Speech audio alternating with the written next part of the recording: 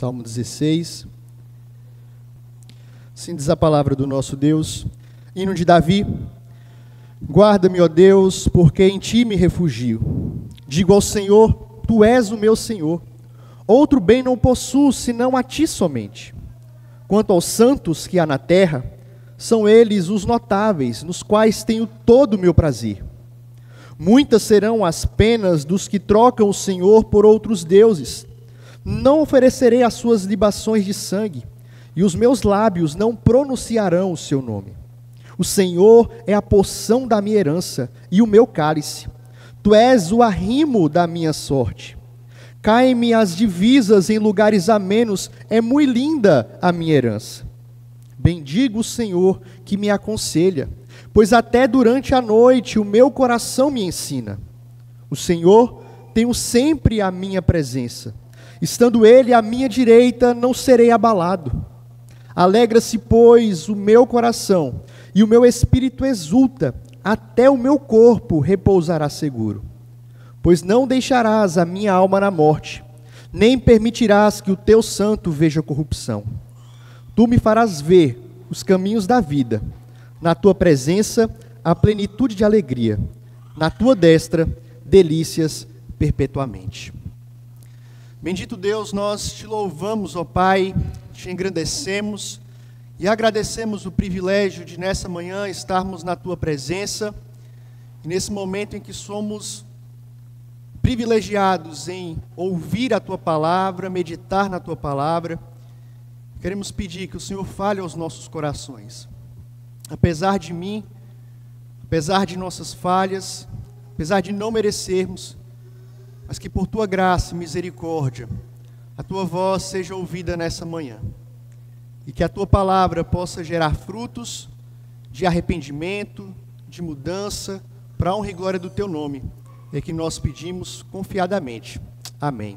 Amém. A primeira pergunta do Catecismo de Heidelberg, ela é muito profunda e traz uma resposta muito completa, que todos nós deveríamos refletir. E eu trago ela nessa manhã para a gente, porque ela traz muito do que o Salmo 16, que nós acabamos de ler, fala para a gente. A pergunta é a seguinte: qual é o seu único fundamento na vida e na morte? E a resposta é a seguinte: o meu único fundamento é meu fiel Salvador Jesus Cristo. A Ele pertenço em corpo e alma, na vida e na morte, e não pertenço a mim mesmo. Com seu precioso sangue, Ele pagou por todos os meus pecados e me libertou de todo o domínio do diabo. Agora, Ele me protege de tal maneira que, sem a vontade do meu Pai do céu, não perderei nem um fio de cabelo. Além disto, tudo coopera para o meu bem. Por isso, pelo Espírito Santo, Ele também me garante a vida eterna e me torna disposto a viver para Ele daqui em diante de todo o coração. Essa resposta, meus irmãos, é profundamente bíblica e cheia de esperança. A nossa segurança não está em nós mesmos. A nossa segurança não está em nossas realizações, nos nossos bens, mas no fato de que nós pertencemos a Cristo. Ele nos comprou com o seu sangue, e Ele sustenta os nossos passos durante a nossa vida e nos garante a vitória também sobre a morte. É isso que essa resposta traz para a gente. E o Salmo 16 ecoa essa segurança e essa esperança. O livro dos Salmos, como os irmãos devem saber, é composto por 5 livros, 5 seções, e o Salmo 16 está inserido no primeiro livro, que vai do Salmo 1 até o Salmo 41. E a tônica desse primeiro livro é a declaração de que o rei irá estabelecer o seu reino, triunfando na terra sobre os seus inimigos. O Salmo 2, por exemplo, nos mostra que inimigos se levantam contra o Senhor, contra o seu ungido, contra o rei. Mas aqui nós temos um outro inimigo que o rei precisa enfrentar. E esse inimigo é a morte. O Salmo aqui, nós não temos um contexto, uma situação específica em que ele foi escrito. Mas ele mostra para a gente a segurança que o salmista tem em Deus em todo o tempo, na vida e na morte. E isso aqui não deve ser encarado como algo fatalista, mórbido, triste, porque o texto inicia dizendo que se trata de um hino de Davi.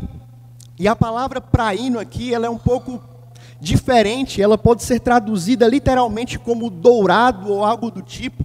Mas todas as vezes que nós encontramos essa palavra em um dos salmos, ela está sempre relacionada a um cântico de alegria, de comemoração, uma música feliz. E a razão deste louvor, e que ele deve ser encarado aqui como uma canção alegre, de festa, é porque este salmo não diz respeito a Davi somente. Ele aponta para aquele que é o autor e consumador da nossa fé, para Jesus Cristo. Todas as vezes que nós vemos referência a esse salmo no Novo Testamento, ele aponta para a figura bendita de Jesus. Portanto, assim como o catecismo de Heidelberg aponta para Cristo como a nossa esperança na vida e na morte, o Salmo 16 faz a mesma coisa. E é sobre isso que eu queria pensar com os irmãos nessa manhã. Esperança na vida, segurança na morte. E a primeira verdade que nós encontramos aqui, e a primeira esperança que encontramos aqui, é de que o Senhor é o único bem que nós possuímos. Verso 1 ao verso 3, nós encontraremos isto. O texto inicia com a impressão de que Davi está passando por um momento difícil, de aperto. Ele diz: guarda-me, ó Deus, porque em ti me refugio. Mas quando a gente vai lendo o restante do salmo, parece exatamente o oposto. Davi está confiante, Davi está alegre, ele está feliz. Mas por que ele começa o salmo desse jeito? A expressão aqui para guardar não significa proteção em um momento específico, mas de que ele precisa do cuidado do Senhor o tempo todo. O tempo todo Davi reconhece que ele precisa da proteção de Deus, do cuidado do Senhor guiando a sua vida. Ele tem essa certeza de que é Deus quem o guarda. E meus irmãos, a certeza de que é Deus quem nos guarda, que é Deus quem nos protege, isso deveria nos levar a um lugar de descanso, de confiança no Senhor. O tempo todo Ele cuida de nós. Nós precisamos aprender a confiar no Senhor, a descansar naquele que pode de fato nos guardar, nos proteger, nos livrar. E por que nós devemos ter essa esperança de proteção? Porque nós podemos confiar no Senhor com todo o nosso coração. O salmista diz isso no verso 2. Digo ao Senhor: Tu és o meu Senhor, outro bem não possuo, senão a Ti somente. Mais uma vez a gente pode ter uma falsa impressão aqui, de olhar para Davi como um coitado. Coitado de Davi, né? Só tem Deus para proteger, um bichinho. Como se isso fosse pouca coisa. Quem nunca passou por uma situação como essa? Alguém compartilha uma situação difícil na família, de doença, e fala: olha, agora é só Jesus, né? Deixa eu orar por você, porque só restaurar. Como assim só restaurar? Como assim só Deus? Como se fosse pouca coisa. E é interessante porque, se comparado a qualquer um de nós, Davi foi um homem muito rico. Davi foi um homem de muitas posses, tinha muito mais recursos do que qualquer um de nós aqui. Ainda assim, Davi reconhece: o Senhor é o único bem que eu possuo. Outro bem eu não tenho, senão o Senhor. Eu não tenho nada de bom, eu não tenho nada de valioso, nada de precioso que se compare ao meu Senhor. E quantas vezes nós nos apegamos aos nossos bens? Quantas vezes nós nos apegamos a um salário, a um relacionamento, a um título, a um bem, achando que é isso que pode nos dar segurança, achando que é isso que pode nos guardar no dia mau, achando que é isso que pode nos valer, tendo isso como a fonte do nosso contentamento para as nossas vidas. Meus irmãos, isso é loucura.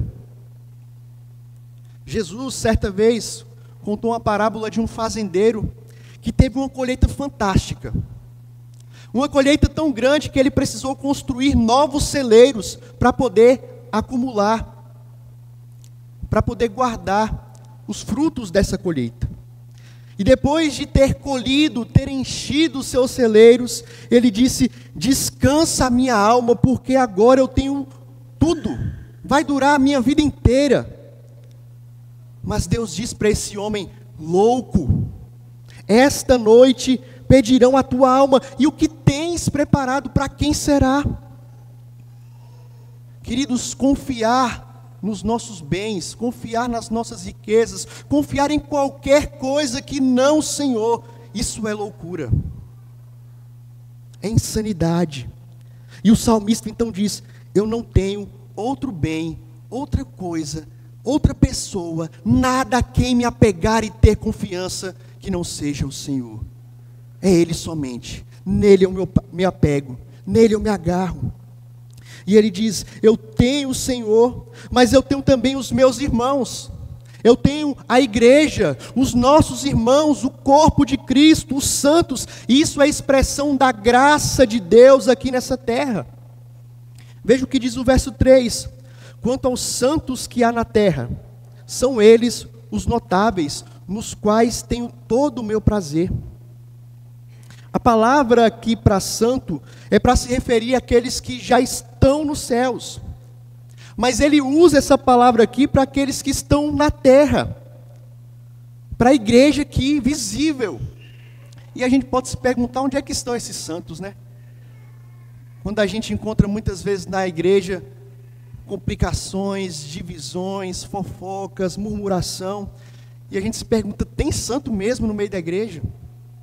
É interessante a gente pensar na igreja de Corinto, uma igreja cheia de divisão, uma igreja onde um queria ser maior do que o outro, tinha disputa para ver quem tinha o melhor dom, tinha disputa para ver quem chegava primeiro na ceia, comia mais. Uns levavam parentes, irmãos para o tribunal. Tinha o partido de Paulo, tinha o partido de Apolo, até o partido de Jesus, uma igreja dividida. Mas quando Paulo escreve para essa igreja, lá no começo da carta, ele escreve aos santos que estão em Corinto. Esses irmãos eram santos, não pelas qualidades que eles tinham em si mesmos, mas porque eles estavam ligados, presos, unidos àquele que é santo, a Jesus Cristo. Meus irmãos, nós enquanto filhos de Deus, nós enquanto igreja, nós enquanto povo, nós enquanto cristãos, nós temos o mesmo DNA de Cristo. Nós somos santos, porque Ele é santo.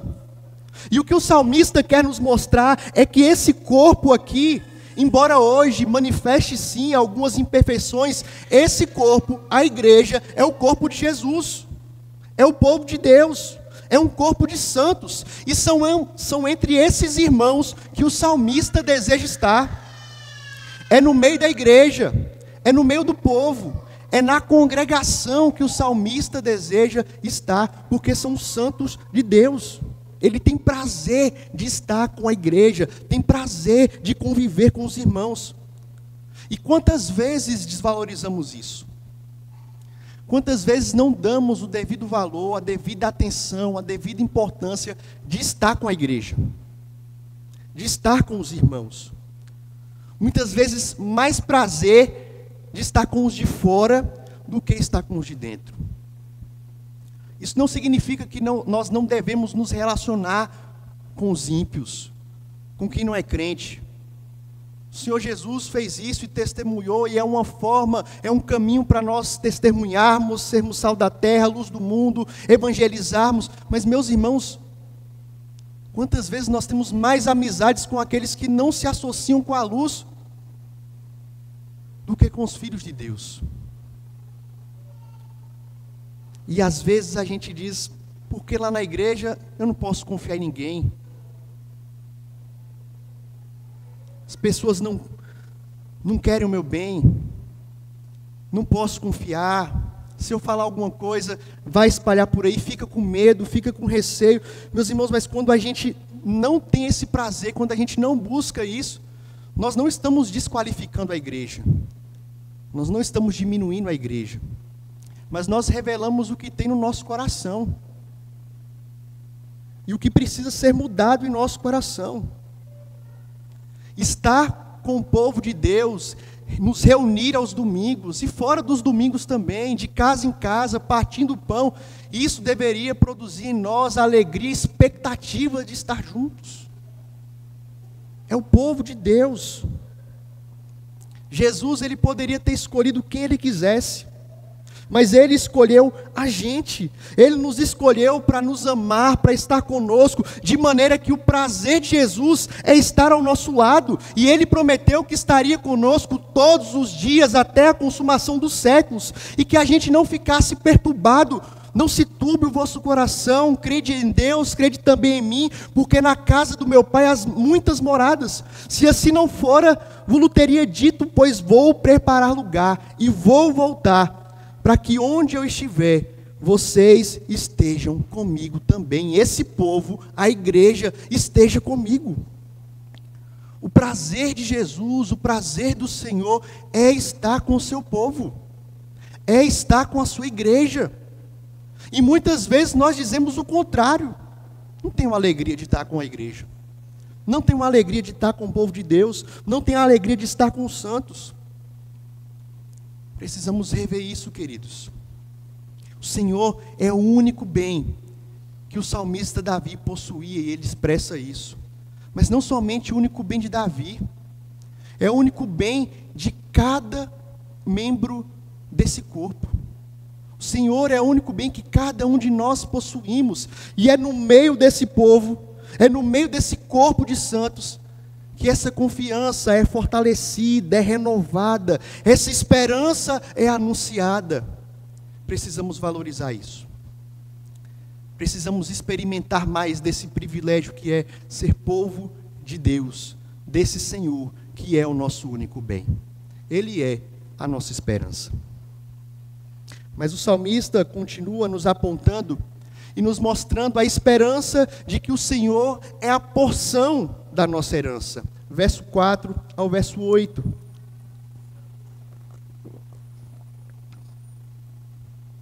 Depois de Davi falar do prazer que ele tinha de estar com os outros santos, ele faz um contraste aqui entre aqueles que são idólatras e aqueles que temem ao Senhor. Interessante que em muitos salmos nós vamos encontrar essas queixas, as queixas de que parecem que os ímpios estão prosperando, enquanto os servos de Deus estão sofrendo, estão padecendo, e parece que o foco acaba sendo no justo sofrendo. Mas aqui Davi faz o contrário. Ele vai colocar aqui o ímpio, o idólatra, aquele que não teme o Senhor, no seu devido lugar. E a gente precisa entender isso, porque muitas vezes nós ouvimos essas acusações de que ser crente, servir a Deus é perca de tempo. Deixamos de aproveitar o nosso tempo, deixamos de aproveitar os prazeres aqui dessa terra, a gente fica se poupando, a gente fica se guardando, e no final a gente sofre, a gente morre, fica doente igual eles. Que ganho há servir a esse Deus? Quem nunca ouviu esse tipo de acusação? Mas aqui Davi faz uma acusação e faz uma comparação reversa. Ele vai dizer que aqueles que trocam o Senhor por falsos deuses, eles é quem vão sofrer de verdade. Eles é que vão se dar mal. Por isso ele diz: eu não vou oferecer sacrifícios, eu não vou ter o nome desses deuses na minha boca.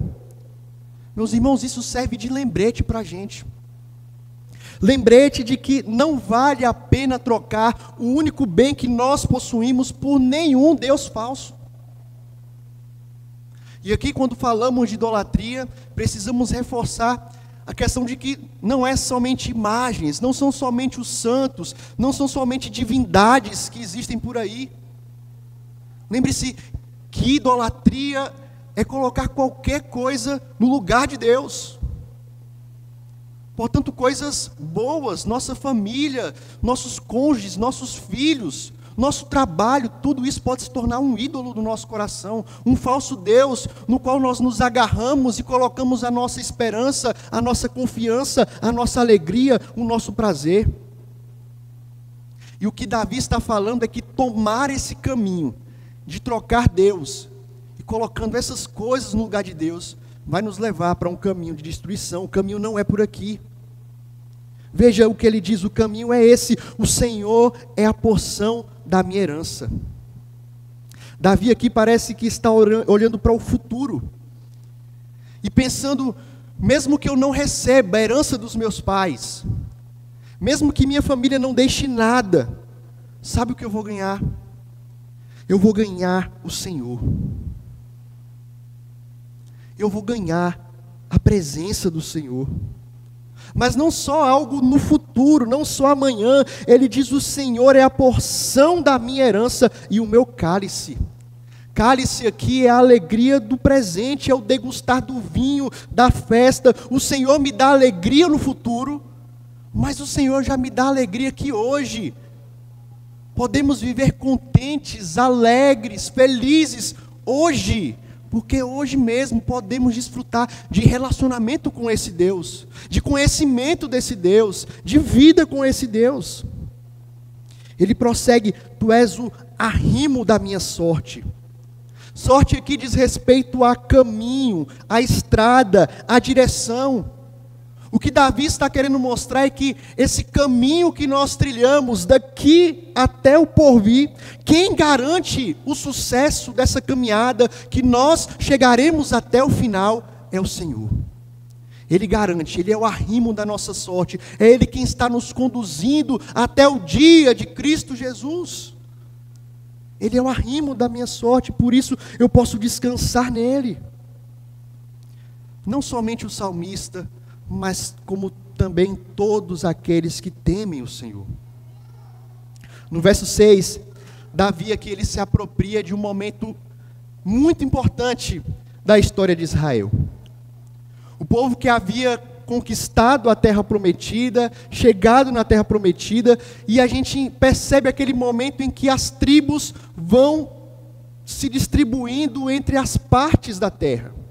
Um vão ganhando algumas planícies, outro no lugar mais montanhoso, perto do rio, e tribo por tribo vai recebendo a sua porção. Mas de todas as tribos, uma não recebeu nenhum pedaço de terra, que foi a tribo de Levi. Em Números 18 vai dizer que a tribo de Levi não iria receber terra. Eles vão se dedicar somente ao templo, ao sacerdócio. As outras tribos iriam trabalhar para sustentar a tribo de Levi, mas a tribo de Levi não teria uma terra. Iria cuidar do templo, iria cuidar do sacerdócio. E imagino que deve ter passado tanto na cabeça dos levitas, quanto também das outras tribos. Que presentão! A gente ganhou a nossa terra, a gente ganhou o nosso pedaço, vocês estão sem nada. Mas Davi aqui vai além das questões materiais. Davi aqui vai além das questões físicas, além de ter terra, imóveis. Ele diz que a maior herança que se pode ter é a presença do Senhor. Veja como ele descreve isso: caem-me as divisas sobre lugares amenos, é muito linda a minha herança. É como se Davi estivesse dizendo: olha, eu peguei a melhor parte é a minha. O privilégio maior que alguém pode ter é a presença do Senhor, é ser um filho de Deus, é ser um escolhido do Senhor. E muitas vezes nós não conseguimos reconhecer isso. Quando perdemos privilégios aqui desse mundo, quando não conseguimos comprar aquilo que nós tanto queríamos, ir para aquele lugar, não nos realizamos profissionalmente, a gente se sente insatisfeito. Quantas vezes nós somos tentados a fazer como Esaú, que trocou a bênção por um prato de lentilhas? Quantas vezes nós fazemos o mesmo? Queremos trocar a bênção de Deus pelas coisas desse mundo. Um hino antigo, mas que é sempre atual, ele traz essa verdade para a gente. Quem tem Jesus, tem tudo. Quem não tem Jesus, não tem nada. Jesus é a herança do seu povo. Ele é o maior e melhor presente que nós podemos ter na vida e na morte. Essa é a grande fonte do nosso contentamento. Saber que nós temos a Cristo. E que se nós temos a Cristo, nós temos tudo o que nós precisamos na vida e na morte, queridos. O salmista, então, nos versos 7 e 8, nos lembra que a bênção de termos o Senhor ao nosso lado, de podermos contar só com Ele, é de que esse Senhor, Ele nunca nos falta, de que Ele está conosco todos os momentos. Veja o que Ele diz, verso 7, bendigo o Senhor que me aconselha, pois até durante a noite o meu coração me ensina. Como é bom ter o Senhor com a gente, como é bom ter alguém que nos instrui, que não deixe que a gente ande na nossa insensatez, segundo os nossos próprios caminhos. Quando a gente fala de noite aqui, é durante as situações de calamidade, difíceis. Essa linguagem noite aqui no Salmo sempre traz essa percepção de que é um momento difícil, um momento de adversidade, mas mesmo nesses momentos, nos momentos de dor, nos momentos de dificuldade, de tribulação, o Senhor está conosco, nos ensinando, nos corrigindo, Ele está ao nosso lado, trazendo para a gente a direção, o consolo, e o salmista mostra isso aqui para a gente. No verso 8 ele diz, o Senhor tem sempre a minha presença, estando Ele à minha direita, não serei abalado. Mais do que a presença no sentido de relacionamento, ele traz aqui um aspecto também de segurança. Deus como um guerreiro que está ao seu lado, que batalha por Ele, com Ele ao lado, não seremos abalados. Isso, mais uma vez, não implica que nós não passaremos por situações difíceis. Quantas situações adversas Davi enfrentou? Perseguição por parte de Saul, o próprio adultério e as consequências que o adultério trouxe para a sua vida, para a sua família. Mas ainda assim ele entende que o Senhor está ao seu lado, guardando, aconselhando, o protegendo do pior mal, que é estar afastado do Senhor, que é estar separado do Senhor. Alguém já disse que a medida do ter nunca enche. Que quanto mais os homens procuram ter, mais eles querem e menos satisfeitos ficam. Mas, queridos, aqueles que têm o Senhor como herança, podem estar contentes, porque possuem o maior bem que existe. Enquanto colocarmos a nossa felicidade, o nosso contentamento no ter desse mundo, nós seremos infelizes. Iremos procurar, escavar, mas ainda assim faltará alguma coisa se Cristo não estiver no centro. Mas aquele que tem o Senhor como herança, ele pode estar contente porque possui o bem mais precioso, o Senhor. Ele é a nossa herança. Enquanto a gente não compreender isso, nós continuaremos insatisfeitos.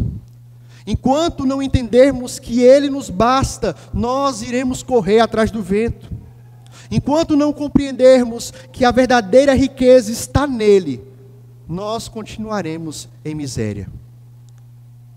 Mas podemos ter a esperança de que o Senhor, Ele é a nossa herança. Ele é a nossa maior riqueza. E uma riqueza que está disponível ao seu povo, à sua igreja. Se aproprie disso. Mas por fim, queridos, o salmista nos mostra que podemos ter esperança de que o Senhor nos dá a vitória sobre a morte. É o que diz o verso 9 ao verso 11.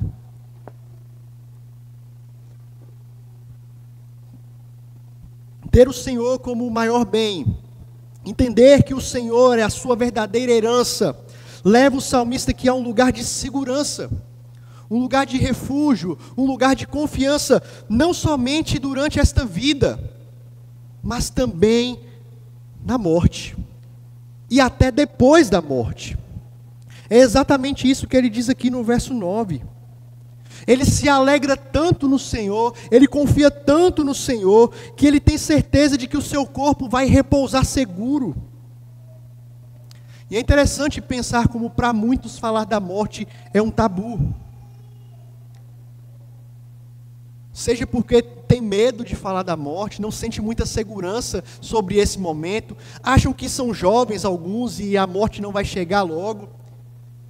Fato é que muitos preferem mais falar e comentar sobre as mortes dos outros do que falar sobre a sua própria morte. Mas o salmista aqui revela que ele tem uma confiança diante desse momento. Ele tem segurança diante desse momento. Ele tem expectativa diante desse momento de enfrentar a morte. E nós precisamos nos fazer essa pergunta: como nós encaramos a morte? Será que nós estamos preparados para morrer? Alguém já disse que o homem ele não pode somente estar preparado para viver, mas ele precisa estar preparado para morrer também. Se hoje fosse o seu dia, será que você poderia dizer que, como salmista, o meu corpo vai repousar seguro? No verso 10, então, ele traz aqui algo que serve de esperança para mim e para você diante da morte. Veja: pois não deixarás a minha alma na morte, nem permitirás que o teu santo veja corrupção. Veja, ainda que eu morra, ainda que eu tombe, ainda que o meu corpo dê fim, Deus não vai me deixar apodrecendo, Ele vai me trazer para si. E olha como termina a história: tu me farás ver os caminhos da vida. Veja, são caminhos de vida, não são caminhos de morte. Na tua presença a plenitude de alegria, é a alegria plena, a alegria como nunca se viu antes. Na tua destra delícias perpetuamente. Irmãos, Davi está falando aqui sobre ressurreição. Davi está falando aqui do banquete maravilhoso que estará diante da presença de Deus para os seus súditos. Naquele dia Davi vai entrar na presença de Deus e vai desfrutar do grande banquete, essa celebração que não vai durar 1, 2 ou 3 dias, mas vai durar a eternidade, é perpétua. Consegue perceber como essa alegria descrita por Davi aqui, ela é incomparável às alegrias que nós encontramos neste mundo. Todas as alegrias que o mundo oferece, elas têm prazo de validade. Por mais que toquem no nosso coração, por mais que arranque de nós o sorriso, mas como disse alguém, todo carnaval tem seu fim. Esses momentos passageiros de felicidade aqui na terra vão acabar, são passageiros, por melhor que seja. Pense por um instante, hoje, o que te deixa feliz, o que te arranca um sorriso, o que te deixa satisfeito. Isso um dia vai acabar, isso um dia vai passar. A fonte final da nossa alegria precisa ser o Senhor, porque Ele é o único que não passará. Somente quando estamos nele, somente quando Ele ocupa um lugar central nas nossas vidas, é que as outras alegrias dessa vida vão fazer sentido e nós podemos desfrutá-la de forma saudável. Porque foi o Senhor que nos deu e podemos experimentar corretamente de uma boa música, de boa comida, de momento com os amigos. Mas quando isso passa a ser o centro, essa alegria vai passar. Mas quando nossa alegria está de fato no Senhor, podemos usufruir disso de forma saudável. A esperança para a gente, à luz do que o salmista coloca aqui para a gente. Em Atos 2, quando Pedro ele estava pregando o sermão de Pentecostes, ele vai citar esse texto. E ele diz que esse texto aqui não está falando sobre Davi. Porque ele fala, olha, a gente sabe onde Davi foi sepultado. A gente sabe que ele apodreceu, que o seu corpo definhou, está no túmulo. Mas aqui está falando de outra pessoa, se refere a Cristo. Se refere àquele que morreu, mas que não foi vencido pela morte, ele ressuscitou. E porque Jesus ressuscitou, queridos, Paulo escreveu aos Coríntios que Ele é a primícia dos que dormem. Ou seja, Jesus foi o primeiro a ressuscitar e que não voltou a morrer. E porque Ele venceu a morte, porque Ele ressuscitou, porque Ele é a primícia dos que dormem, nós também ressuscitaremos. Nós também venceremos a morte. Nós veremos o Senhor, como diz aqui o verso 11, e desfrutaremos eternamente da sua presença. Essa é a nossa esperança. A esperança de que nós, em Cristo, venceremos a morte. O nosso último adversário não derrotará aquele que está em Cristo Jesus. Por causa de Cristo somente. Por causa dele venceremos a morte. Por causa dele a nossa alegria não tem fim.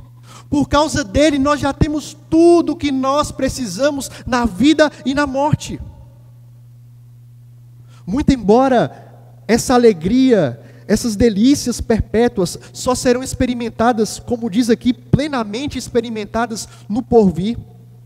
Mas hoje, agora, nós podemos experimentar da alegria que vem do Senhor, dessa vida que emana do Senhor, a alegria de saber que Ele é o nosso bem maior, a alegria de saber que Ele é a nossa herança, a alegria de saber que Ele está presente e nos dá segurança, a alegria de saber que a nossa alegria não depende das circunstâncias, a nossa alegria está nele, no nosso Redentor, no nosso Salvador, que é o nosso arrimo, que está nos conduzindo, que nos guarda em Cristo Jesus. Ele é a esperança de que um dia viveremos com Ele na eternidade. Olhar para esse texto, queridos, olhar para esse salmo, ele traz desafios para a gente. Implicações para a nossa vida. E primeiro que eu gostaria de compartilhar com os irmãos é que nós precisamos aprender a confiar no Senhor. Precisamos aprender a confiar naquele que é eterno, imutável, naquele que é o único bem que nós possuímos. Nós precisamos nos lembrar que se nós temos o Senhor, nós temos tudo o que precisamos na vida e na morte. Mas que em nós, e se nós não tivermos, nós não temos absolutamente nada em que nos agarrar, em que nos segurar. Uma previdência, um bom salário, bens deixados pelos nossos pais, bens deixados para os nossos filhos, isso não vai adiantar de nada se nós não tivermos o Senhor. É nele que nós precisamos nos agarrar. Ele é a nossa valia, Ele é o nosso bem mais precioso. O pior tipo de pobreza que existe é a pobreza espiritual. É alguém que não tem o Senhor. Mas se você tem a Cristo, mesmo que tudo seja roubado de você, mesmo que todos os seus bens sejam confiscados, sejam roubados, sejam perdidos, você tem tudo o que você precisa. É Ele, somente nele, que precisamos buscar a nossa confiança.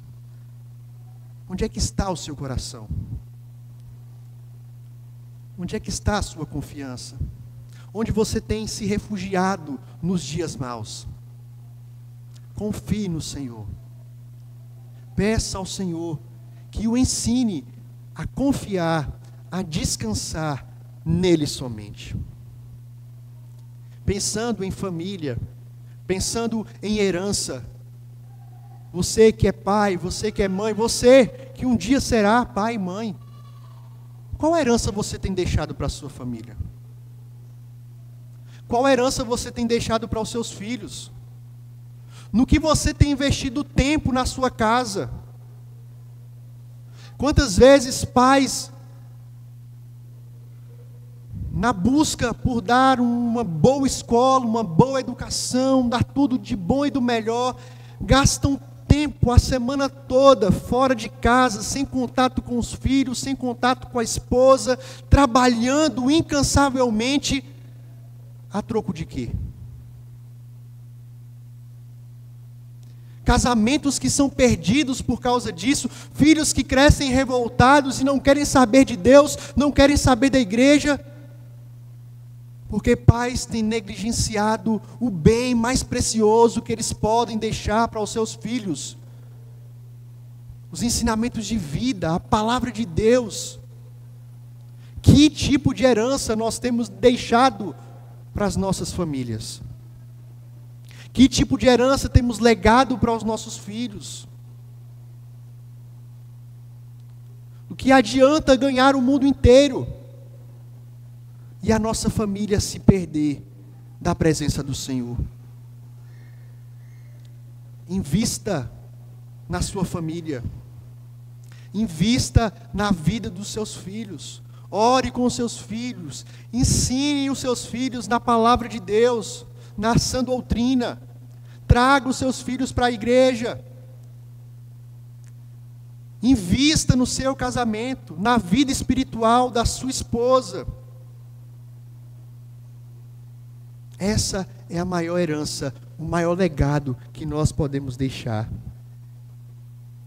Porque trocar isso, trocar o Senhor, o bem mais precioso que nós temos, o bem mais caro que nós temos, o único bem que nós possuímos, por qualquer outra coisa, nos levará a um mau caminho. Quantos têm se perdido porque têm trocado o Senhor, têm enfrentado duras consequências de suas más escolhas, porque têm trocado o Senhor e o prazer do Senhor pelos prazeres desse mundo. O salmista nos alerta: trocar o Senhor por outros deuses, por falsos deuses, isso vai levar a um caminho de destruição. O Senhor também nessa manhã, queridos, nos exorta a refletir sobre onde está a nossa alegria.